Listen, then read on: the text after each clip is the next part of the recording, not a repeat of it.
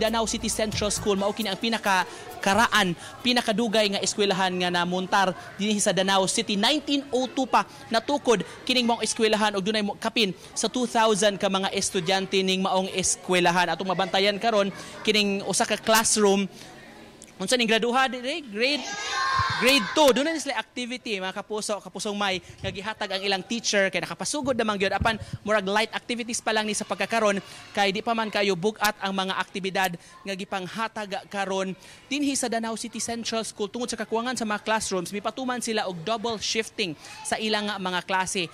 Morning session 6 a.m. hangtod 12 noon ug afternoon session alas 12 sa udto hangtod sa alas 6 sa gabi. Kumusta? Lingaw mo sa first day? Yeah. Grade, unsa ni diri? Grade Grade 2. 2. Grade 2. Excited na mo sa school year? Asa man si ma'am? Lakaw.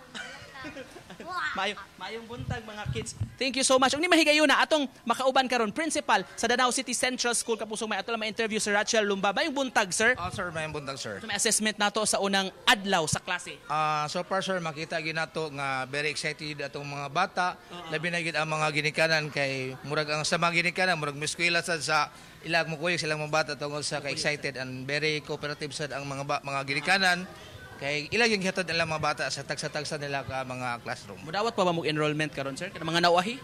Yes, sir. Amo dawat ta, sir, kay kuan man doon na may mga kakulian sa mga ginikanan na dili gid kalikayan. So isip publiko nga tunghaan. So ato silang dawaton kay ato mang obligasyon nga mahatagan og maayong ugma atong kabataan. Sir, kapin sa 2,000 man yung mga estudyante nato sa Danao, no? Pero murag limitado ra gito espasyo, so double shifting emergency classes, sir. Yes, sir. Mao lang gitong gibuhat, sir, kay tungod tay wala tay buildable space for classroom. So naghimo ta og 2 shiftings. 2 shiftings. So far sir, may mga kakulian unsa atong gi-expect karong umaabot karong bag-o nga school year.